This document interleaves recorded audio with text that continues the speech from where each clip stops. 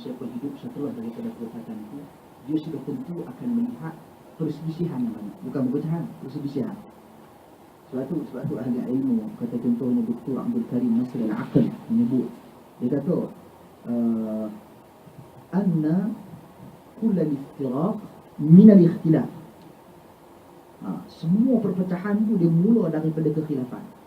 Tapi bukan semua kekhilafan itu membawa pada perpecahan. Bergantung kepada bagaimana cara kita menangani isu tersebut. Okey, sahabat-sahabat. Itu basic dah. Jadi jangan kita lihat perselisihan, perbezaan pendapat itu adalah asas kepada segala bentuk perpecahan. Okey, itu satu. Yang kedua, apa yang saya nak sentuh di sini berkaitan dengan disiplin ilmu bila kita berbicara tentang isu-isu agama, kemudian isu-isu agama ni luas, isu akidah ke, isu fiqh ke, isu-isu akhlak dan sebagainya. Maknanya umumnya dinamakan sebagai isu agama. Apa disiplin kita? Ahli ilmu menggariskan satu prinsip yang dinamakan sebagai manhaju at-talaqqi wal istidlal. Prinsip dalam kita memilih sumber ilmu dan memahami sumber ilmu tersebut. Dua benda. Satu, kita nak pilih sumber ilmu. Apa sumber ilmu? Satu lagi, apa kaedah untuk kita memahami sumber ilmu tersebut. Okay. Sumber ilmu ni, kalau kita nak cakap secara umum, nak cakap buku ni pening kepala. Sumber ilmu yang asas kita ambil, yang asas. Selain daripadanya adalah pecahan. Asas sumber ilmu tidak ada khilaf daripada kalangan ahli ilmu. Sepakat ahli ilmu, sumber ilmu merujuk kepada hadis Rasulullah sallallahu alaihi wasallam, "Taraktu fikum amrayn, ma in tamassaktum bihima lam tadillu abada." Kitabullah wa sunnah. Aku telah meninggalkan kepada kamu dua perkara, selama mana kamu berpegang dengannya, kamu tidak akan sesat selama-lamanya. Kitab Allah dan sunnahku. Itu adalah dua sumber ilmu yang asas. Ini bukan, kita tak cakap pasal sumber hukum, tak cakap pasal hukum, kita masuk kaedah usul fiqh, kita tak masuk usul fiqh, isu-isu sumber yang disepakati, sumber yang tak disepakati, bukan topik dia. Kalau kita nak masuk sumber yang disepakati, Quran, sunnah, ijma', qiyas, yang tu kita letak tepi. Kita dapat sumber ilmu yang asas, Al-Quran dan As-Sunnah. Setelah kita kenal pasti sumber ilmu ni, kita hadapi satu masalah, okay, iaitu kaedah kita nak faham sumber ilmu. Sekali lagi saya akan bagi bentuk kita nak praktikkan, bagaimana cara kita nak tatbik, ataupun bagaimana cara kita nak praktikkan bila kita berhadapan dengan sesuatu isu. Okay. Seterusnya kaedah nak faham. Sekarang ni banyak orang bawa main Quran dan Sunnah, tapi kaedah faham, cara dia memahami Al-Quran dan Sunnah, betul ke cara dia faham? Itu isu dia. Dan cara sekarang ni kita kena ingat, cara untuk memahami Al-Quran dan Sunnah ni di kalangan ahli Sunnah sendiri, kita sedang bicarakan dalam topik di kalangan ahli Sunnah. Satu, dan yang kedua, pertembungan antara pandangan ahli Sunnah dengan bukan ahli Sunnah. Sebab di kalangan bukan ahli Sunnah juga, mereka ada juga menggunakan Al-Quran. Ayah Pin pun melantik dirinya, Kahar Rasul Melayu pun melantik dirinya sebagai Rasul dengan menggunakan sumber daripada Al-Quran. Adakah benar? Sudah tak betul. Yang ni kira bukan ahli Sunnah. Syiah mengangkat kedudukan Ali bin Abi Talib ke tahap yang melampau-lampau pun juga menggunakan sumber daripada Al-Quran dan Sunnah. Syiah mengkafirkan sahabat-sahabat Nabi radhiyallahu anhum ajma'in, Abu Bakar, Umar dan sebagainya, juga menggunakan sumber-sumber daripada Sunnah. Tapi adakah kaedah mereka memahami itu betul? Satu, mereka ni terkeluar daripada ahli Sunnah. Bukan dah. Letak tepi dulu Ustaz. Kita ambil dalam ruang lingkup ahli Sunnah wal Jamaah. Di kalangan ahli Sunnah wal Jamaah ni, kaedah memahami sumber ilmu yang disepakati. Nombor satu sekali, kita kena ambil kefahaman para sahabat Nabi radhiyallahu anhum ajma'in. Sahabat-sahabat Nabi sudah tentu merupakan orang yang paling faham akan sunnah Nabi, paling faham akan Al-Quran. Tak payah cakap hebat, tak payah cakap hebat. Buku ada orang kata aku lagi faham. Tak, sahabat Nabi paling faham. Mereka, mengapa saya katakan mereka orang yang paling faham? Kerana mereka berada di sisi Rasulullah sallallahu alaihi wasallam ketika wahyu turun. Mereka faham keadaan ketika itu, kepada siapa wahyu turun, untuk siapa, bagaimana, apa isunya. Jadi para sahabat Nabi radhiyallahu anhum ajma'in orang yang paling faham tentang wahyu. Dan mereka mendapat endorsement daripada Allah. Yang mana benda tu kita pun tak dapat. Kita tak dapat Datuk Seri yang pegang syok. Para sahabat Nabi radhiyallahu anhum ajma'in, mereka tak perlu gelaran-gelaran tersebut. Mereka mendapat endorsement daripada Allah Subhanahu wa taala.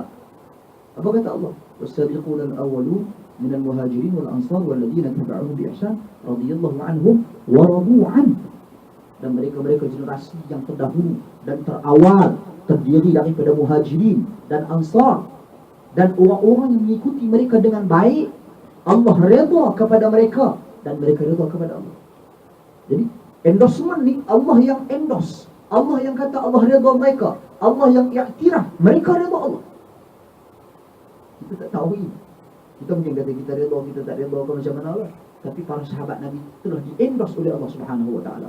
Demikian kata Ibn Mas'ud radhiyallahu anhu, man arada an yata'assa falyata'ass bi ashabi Rasulullah SAW. Barang siapa yang ikut contoh dan ikut Nabi SAW, maka ikutlah para sahabat. Kenapa? Hum abarra hadhihi al-ummati quluba. Mereka orang yang paling baik, mulia hati mereka. Wa a'maqaha ilma, yang paling dalam ilmu pengetahuan mereka. Paling dalam ilmu pengetahuan mereka. Wa aqwamaha hadiya, orang yang paling kuat ikut sunnah baginda sallallahu alaihi wasallam.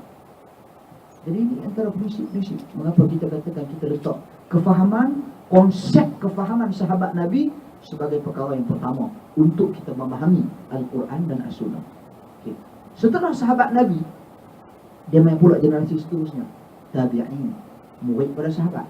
Lepas tu tabi'ut tabi'in, murid kepada murid sahabat Nabi. Yang mana kalau dirangkumkan sahabat Nabi, tabi'in, tabi'ut tabi'in, ketiga-tiga generasi ini siapa yang endorse? Nabi sallallahu alaihi wasallam endorse. Dalam hadis Bukhari kata baginda sallallahu alaihi wasallam, khairun nasi qarni thumma alladhina yalunahum thumma alladhina yalunahum. Semulia-mulia generasi adalah generasiku, kemudian yang menyusul setelah mereka sahabat Nabi, tabi'in, kemudian tabi'ut tabi'in. Generasi Nabi adalah generasi sahabat. Okay. So asasnya ini. Ini adalah asas basic untuk kita memahami Al-Quran dan As-Sunnah. Dia bukan sahaja perkataan mereka, ucapan mereka, bahkan metodologi mereka dalam menganalisa. Metodologi mereka dalam menganalisa. Kemudian sudah tentu ulama-ulama yang datang selepas daripada mereka yang tergolong di kalangan walladzina tabauhum bi ihsan, dan orang-orang yang mengikuti mereka, yakni sahabat Nabi dengan cara yang baik. Sudah tentu daripada kalangan ulama-ulama ahli sunnati wal jamaah. Dan sudah tentu sahabat-sahabat sekalian, ini adalah basic dan ini adalah asas. Jadi entah apa semua, bila ente mengkaji, bila ente menganalisa, jangan lihat ke orang kepada batang tubuhnya, jangan lihat orang kepada gaya ucapan dan perbahasannya, jangan lihat orang kepada bentuk rupanya, jangan lihat orang kepada jawatannya. Lihat apa hujahnya, lihat apa dalil dan nas yang dikemukakan olehnya. Kalau cakap ceramah pandai, nas satu pun tak bawa, sedang dia bercakap tentang hal agama, maka mana mungkin kita kata secara logiknya kita boleh menerima. Sedangkan dua perkara yang ditinggalkan oleh baginda sallallahu alaihi wasallam adalah Al-Quran dan As-Sunnah. Itu pun secara logiknya kita boleh menilai ni apa ni, tak ada kok-kok lah nak baca satu ayat Quran lah, kok-kok lah nak baca satu hadis Nabi sallallahu alaihi wasallam lah. Lepas tu ulah Quran pun ulah aku suka lah. Ada ke kaedah metodologi pengulasan ayat-ayat Al-Quran, tafsiran seperti ini? Sebenarnya semua kena teliti. Bila kita teliti dari satu segi, dari satu perspektif, setidak-tidaknya kita dah ada basic. Walaupun kita sudah tentu kita tak mampu untuk buat penilaian secara terperinci dari sudut kaedah mengeluarkan hukum daripada ayat Al-Quran, daripada hadis-hadis Nabi sallallahu alaihi wasallam. Benda tu kita nak kena belajar panjang, nak kena tengok pula. Ini di kalangan ahli sunnah. Jangan kita andaikan dan anggap perselisihan ini, oh Imam Syafi'i selisih dengan imam ni, tak boleh pakai imam ni, tak boleh. Sebab masing-masing ada metodologi dalam mengeluarkan ataupun kaedah menghukum, ataupun kaedah mengeluarkan hukum. Bergantung kepada metodologi usul fiqh masing-masing, bagaimana kaedah mempraktiknya. Bahkan kalau kita melihat kepada ilmu usul fiqh, dalam isu sumber hukum pun antara mazhab Syafi'i dengan mazhab Hanafi, dengan mazhab Maliki, Hambali pun berbeza. Mazhab Maliki contohnya meletakkan pengamalan ahli Madinah, orang Madinah sebagai salah satu hujah contohnya. Kalau mazhab Syafi'i dia tak letak benda tu. Dia tak letak pengamalan ahli Madinah. So itu di antara contoh-contoh yang mana kalau kekhilafan berlaku masih dalam ruang lingkup ini, ada hujah dalil, ada Quran sunnah, ada kaedah kefahaman para ulama, kita masih lagi boleh kira berselisih pendapat tetapi masih dalam ruang lingkup ahli sunnah.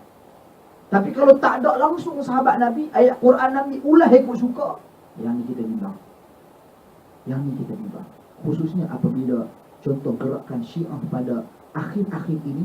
Baru-baru ni saya ada dengar satu audio, rakaman audio daripada Syiah di Jordan, yang dia mengatakan bahawasanya saya memeluk Syiah kerana setelah saya khatam kutub Tis'ah. Kutub Tis'ah ni kutub Sitah 6, Bukhari, Muslim, Abu Daud, Tirmidzi, Nasa'i, Ibn Majah, tambah lagi 3 tu apa? Musnad Ahmad, Muwatta Imam Malik, Sunan Ad-Darimi. Ada kata para ulama, sebagian ada yang juga Mustadrak Al-Hakim. Jadi dia kata dia khatam ni, dia mari masuk Syiah, maka dia peluk Syiah, ajaran Syiah, sebab faham kitab hadis ahli sunnah wal jamaah. Ini satu keadaan yang sangat mengelirukan, khususnya bagi apa siapa ni. Sebab tu Syiah tolak hadis kita. Syiah ada kitab hadis dia sendiri, Usulul Kafi, Al-Kulaini dan sebagainya. Macam mana tiba-tiba dia boleh dakwa kata Syiah ni? Memang dia kata, dia akui bahawasanya dia masuk Syiah kerana setelah dia faham kutub Tis'ah tadi. So, sebab kira demikian anak kira kalau kita kata nak cakap tentang kekeliruan yang berlaku, pertembungan, pandangan, kekhilafan di kalangan ahli ilmu, itu adalah basic kepada penyelesaian. Yang lainnya bergantung kepada penganalisaan. Kita di sini kita nak kena tuntut ilmu secara berhadapan, so tentu ada sedikit kemusykilan ataupun ada masalah nak cari mana naik duduk depan mengaji buku dan sebagainya, atau boleh ada sumber-sumber seperti media sosial. Itu yang ada, mungkin ada blog di sana, ada YouTube dan sebagainya yang boleh dimanfaatkan. Cuma perlu lakukan penganalisaan. Jangan mudah-mudah mana-mana kita dengar dalam YouTube itu kata kita ni. Ilmu agama ni dia ada disiplin. Disiplin dalam kita nak menuntut ilmu. Apa yang saya lontarkan di awal tadi, Al-Quran, As-Sunnah pada siapa saja yang kita boleh ambil dan sebagainya, itu tergolong di kalangan ulama-ulama ilmu ahli sunnah. Jangan duduk-duduk kata, hari ni kita dengar pula Khomeini pula, selama Khomeini lah dipasang radio Khomeini, duduk dengar apa dia duduk cakap dan sebagainya. Buat apa tu? Islam, walaupun agama Islam tak pernah menafikan, bahkan kita dituntut tak boleh menafikan kebenaran yang ada pada siapa-siapa pun. Dan kebenaran itu akan ada pada manusia, walaupun dalam satu tahap akan ada pada manusia. Sedangkan syaitan sendiri dalam peristiwa yang masyhur, hadis tentang Ayatul Kursi yang mengajarkan kepada Abu Hurairah tentang kelebihan Ayatul Kursi, itu syaitan. Sedang apa kata Nabi SAW? Sadaqaka wa huwa kadhub. Dia bercakap benar, syaitan itu bercakap benar. Sedangkan syaitan itu merupakan makhluk yang pendusta, bohong besar. Tapi baginda SAW tak ada pun dia kata besok jom kita pakat mengaji dengan syaitan, buat kuliah. Tak ada. Nabi SAW tak ajak pun sedemikian rupa. Maknanya secara disiplin ilmu, prinsipnya kebenaran itu ada pada makhluk-makhluk Allah. Syaitan pun ada bercakap nak juga dalam hal tertentu. Namun, adakah kita dituntut mengambil ilmu daripada makhluk seperti itu? Tak. Maknanya sudah beza di sini. Sebab tu kita kena kenal pasti. Susahkah macam mana, kena usaha kenal pasti. Pertama, dia ni ahli sunnah ke tidak? Kalau ahli sunnah ni kita ada ruangan untuk memberikan kita kata membiarkan diri kita mendengar sesuatu daripada. Tapi kalau bukan ahli sunnah, sekat awal. Ini bukan soal kata apa masalah, kita dengar, kita teliti. Bukan soal tu. Ini siapa yang mampu menganalisa. Kalau ada antara peringkat boleh semak, boleh tahu yang ni benar, yang ni salah, pi nak mengaji dengan siapa pun. Pi duduk di jiran berapa puluh tahun pun pi, tak ada masalah. Tapi kalau sekiranya kita tak mampu menganalisa, tak mampu menyemak, bahkan akan mengelirukan kita dengan perkataan-perkataan yang pelbagai mungkin, maka jangan cari besar. Dan Islam tak anjurkan sedemikian rupa. Sebab tu kalau kita tengok ya, anak cerita daripada awal tadi ni, para ahli ilmu tahsil, penghasilan ilmu itu bermula daripada mereka memilih guru mereka. Bahkan guru-guru ni memilih murid-murid mereka. Pilih murid, yang murid pilih guru dengan siapa nak mengaji. Al-Imam Syafi'i ke hulu ke hilir cari surat sokongan untuk menuntut ilmu dengan Imam Malik bin Anas. Setelah Imam Malik kenal pasti cara dia, hafalannya yang kuat, kecerdikan dia, kepandaian dia, baru Imam Malik terima sebagai murid Imam Malik bin Anas. Bukan senang-senang. Dulu murid pilih guru pilih murid. Sekarang ni guru pilih murid. Bukan dari murid pilih sekolah. Itu kita sekarang. Tapi dulu murid, guru pilih murid dan juga murid juga memilih guru. Sulaiman bin Mihran Al-A'mash, ada anjing sepak belah rumah dalam, belah di luar rumah dia. Mana-mana yang bukan biasa dengan dia, siapa mai nak masuk, anjing menyalak lagi. Anjing tak pergi masuk. Melainkan orang-orang yang terdiri daripada kalangan penuntut ilmu yang belajar dan maka sebab tu salah silang ilmu tu sampai kepada kita dengan baik. Sebab apa? Sebab disiplin mereka dalam menghasilkan ilmu dan menyampaikan ilmu. Sebab apa? Sebab mereka berpegang dengan hadis Nabi SAW. Naddarallahu imra'an sami'a maqalati fawa'aha kama sami'aha. Allah bagi cahaya kepada mereka-mereka yang mana mendengar perkataanku kemudian menyampaikan ia seperti mana yang mereka dengarkan. Kemudian Nabi bagi tahu dah apa yang akan berlaku. Farubba hamili fiqhin ila ghairi faqih. Wa rubba hamili fiqhin ila man huwa afqahu minhu. Hampir sahaja akan ada orang yang membawa fiqh ini, kefahaman daripada agamaku ini, menyampaikan kepada orang yang lebih faham daripada orang. Dan hampir sahaja orang yang bawa kefaqihan fiqh ini menyampaikan kepada orang yang tak faham.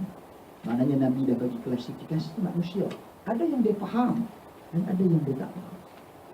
Wallahu a'lam.